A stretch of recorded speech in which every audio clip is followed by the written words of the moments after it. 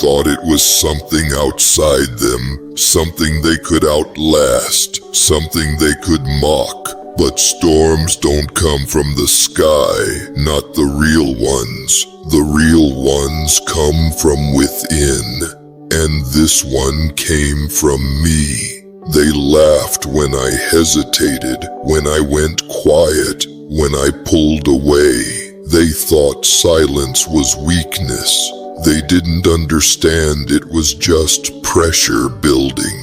A pause before the fracture. A deep inhale before everything changed. They thought they were watching me crumble, but they were watching something form, something dense, something inevitable. They framed me as fragile, as background, as tolerable, and I played the part for a while. Let them think they were above me. Let them stack assumptions like kindling. And when the moment came, I didn't need to push. I just stopped holding back. And the storm didn't arrive. It happened.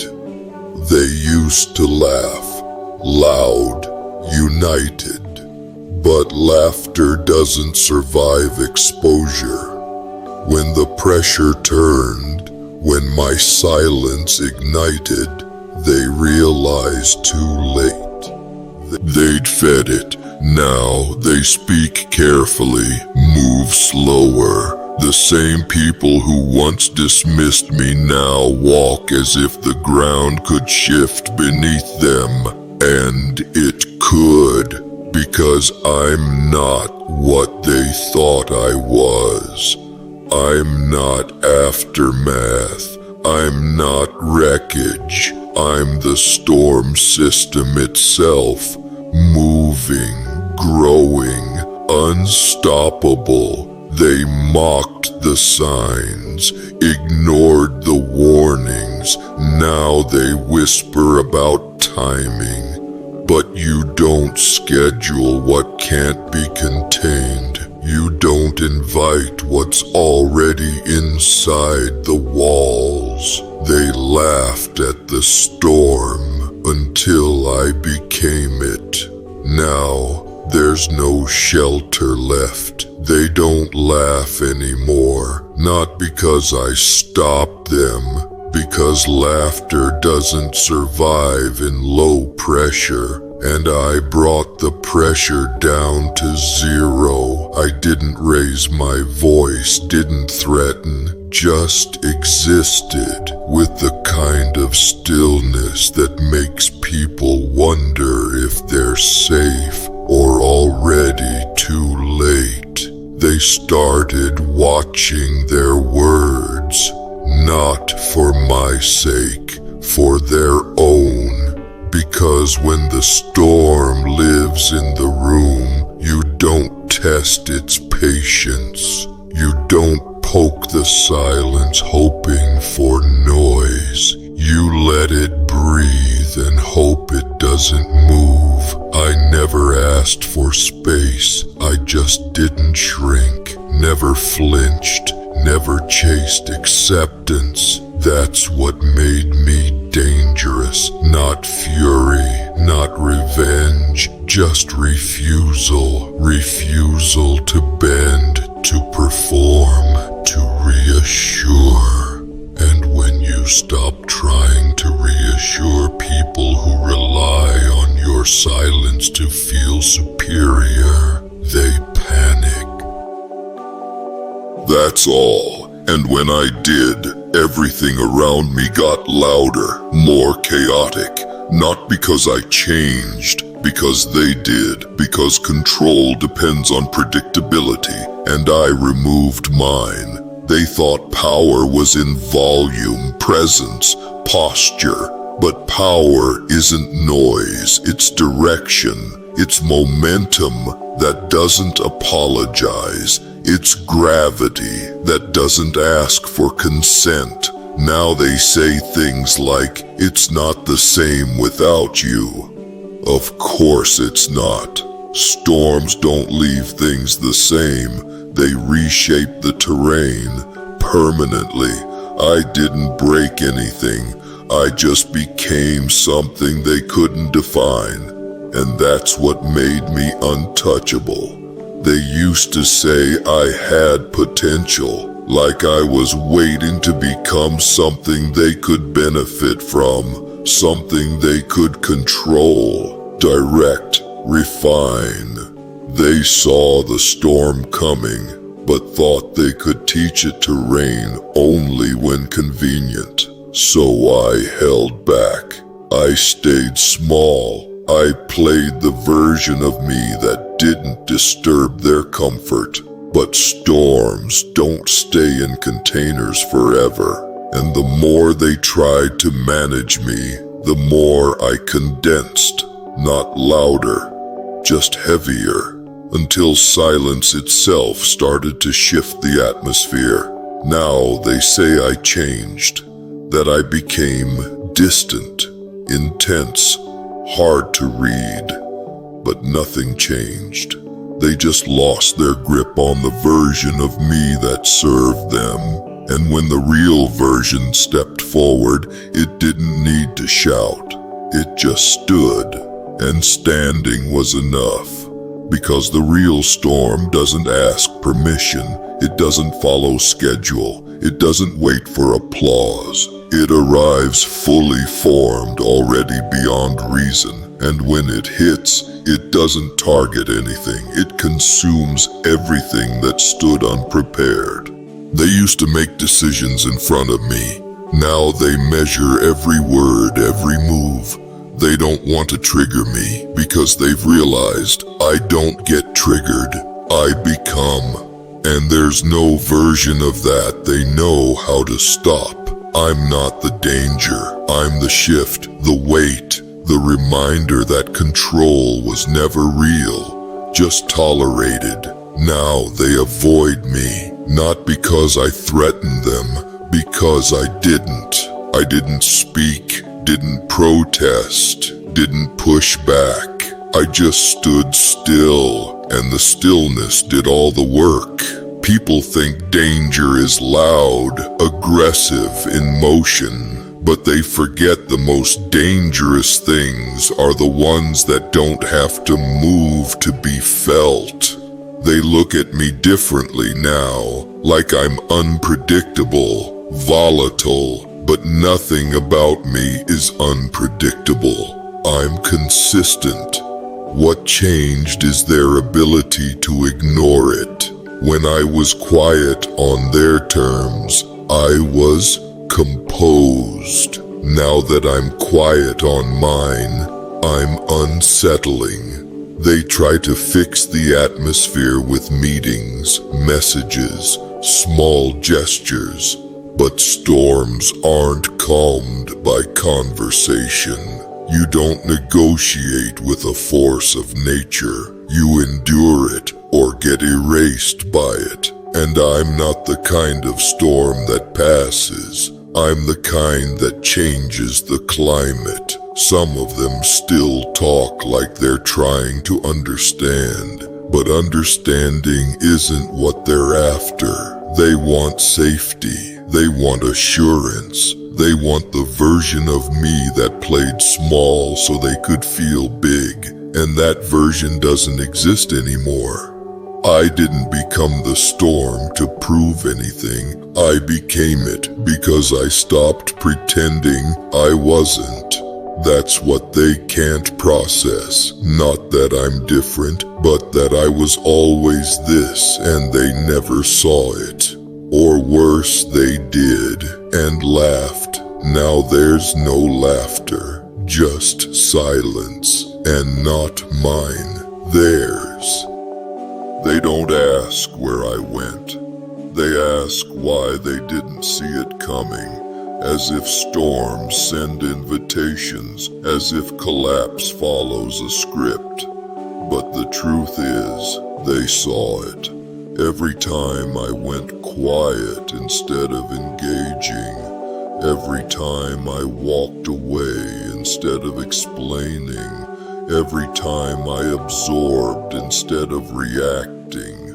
That wasn't retreat, that was pressure, and pressure always has a point.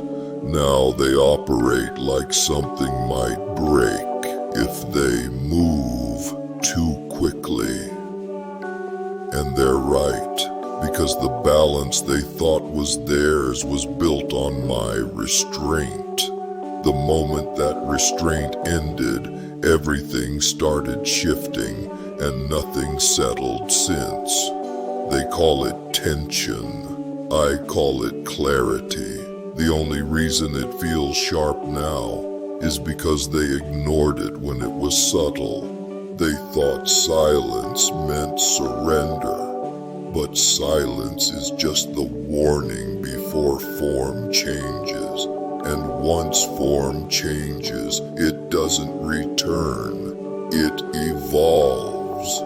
I don't explain anymore, not because there's nothing to say, but because they're not asking the right questions. And maybe they never will, because some people don't want to understand the storm, they just want to survive it. But if you're still here, still listening, still breathing under all this pressure, then maybe the storm didn't break you. Maybe it built you. Subscribe, not to join anything.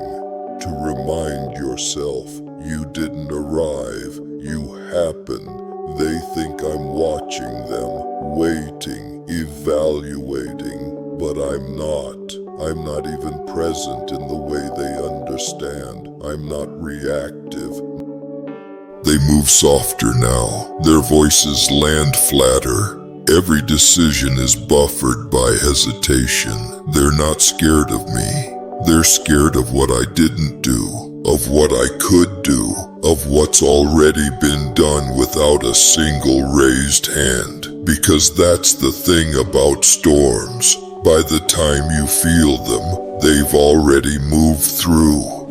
I'm not involved in their noise anymore. I'm not part of their rhythm. And that disconnection didn't come with anger. It came with finality, with the kind of quiet that doesn't ask for validation because it already knows what it is. I'm not cold. I'm complete. And they don't know what to do with that. They keep applying the same solutions, hoping to fix a system that doesn't include me. But I was never part of the system. I was the weight that held it from floating away. Now that I'm no longer holding it down, everything feels light in the worst way, like detachment disguised as freedom. No one sits near me anymore. No one finishes their sentences when I enter the room. Not because I silence them, because their words lose purpose when they know they're not needed. I didn't raise the storm, I revealed it, and now they realize it wasn't above them, it was among them, and now it's in them. Now they talk more than ever, but not to me. They talk to fill the air, to pretend something's still there where I used to stand. The words don't land, the plans don't stick. It's not that they're failing, it's that they're operating without gravity, and they know it. I was never loud, I never led, but I was the center of calibration, the fixed point around which they unknowingly balanced, and when that point disappeared, everything they thought was structure started to feel like chaos wearing a suit. They say the mood has changed, that things feel colder, but I brought no temperature. I just stopped radiating heat for people who only knew how to take it. Now they want warmth without weight, connection without cost. But storms don't negotiate like that. They built stories to explain me that I was distant, that I was hurt, that I needed time. But what I needed was never the question. What I removed was, and what I removed was presence without permission. Now every conversation circles itself. They're not speaking, they're spinning, because once the storm shifts from threat to reality, language stops working. The only thing left is adjustment, and adjustment without truth always looks like noise, like they didn't lose me, they lost their reflection, and now that I'm gone, they're starting to see themselves for the first time. They don't mention me anymore, not because they've moved on, but because my name breaks the rhythm. It bends the room, makes things flicker. My absence doesn't haunt them, it reorganizes them, silently, consistently. Every system they rebuild collapses slightly faster than the last. Every new voice trembles under the pressure of pretending things are fine, and they are, on paper. Meetings happen, work gets done, but underneath it all, the foundation shifted, not cracked, shifted, because when a storm changes the soil, nothing grows the same again. I didn't tear anything down, I didn't sabotage, I just walked away fully intact, and they didn't know how to handle that. They were ready for a fight, not for peace that didn't ask permission, because if you leave without conflict, they can't blame the damage on anything but themselves. Some of them still glance at the door, expecting I might return. Not out of hope, but out of fear that if I don't, they'll have to admit it wasn't me holding things together. It was the version of me they never respected. The one who stayed quiet, stayed useful, stayed there. But that version didn't break. It evolved. And now, what's missing isn't noise, it's weight. Now they talk about clarity, about honesty, but what they really mean is absence, mine, and how it made everything too visible to manage. Without my silence absorbing the static, now every sound scratches, every word stings, every plan rings hollow. They didn't lose the storm, they gave it form, and then couldn't live in what they built. They keep the structure alive, barely. Deadlines are met, meetings continue, smiles are practiced, but it's movement without mass, a system still spinning, not because it's stable, but because no one dares to stop it and admit it's hollow. No one fills the space I left, not because they aren't trying, but because you can't duplicate what wasn't created for them. I didn't bring balance through action, I was balanced through existence. And when existence pulls itself out of a room, it doesn't leave silence, it leaves distortion. They don't talk about me in specifics, no details, just tone, lowered voices, subtle deflections, because they're not navigating around a person.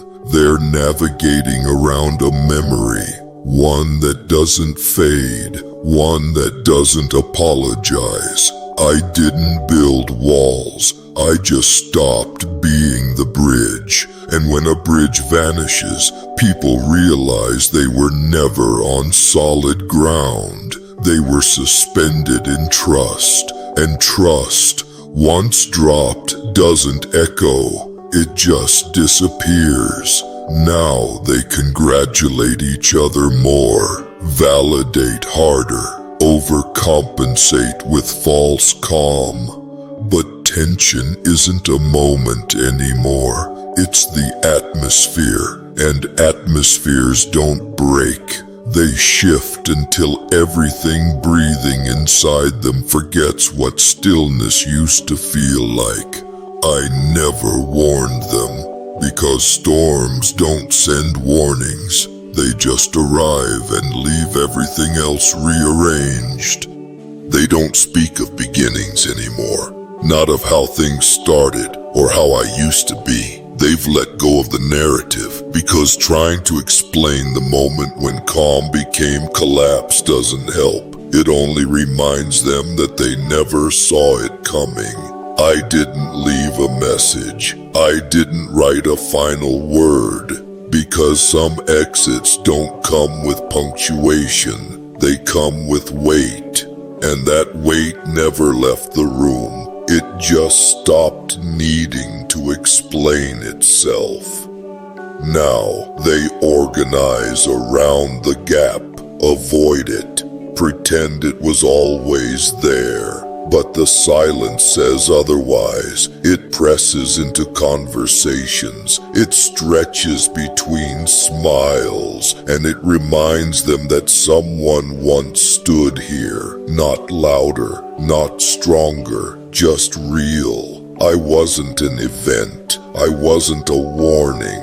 I was a shift, and shifts don't leave traces. They leave aftermath. And aftermath doesn't demand recognition. It rewrites the map and watches who gets lost. They continue, but it's performative. Forward momentum with no anchor, connection without gravity. And beneath it all, the quiet truth they won't say. Things didn't fall apart when I left. They fell apart when they realized I wasn't coming back. I didn't explode. I didn't confront. I became. And what I became doesn't fit their structure. So now the structure fits around my absence. They laughed at the storm. Now they work inside what it left behind.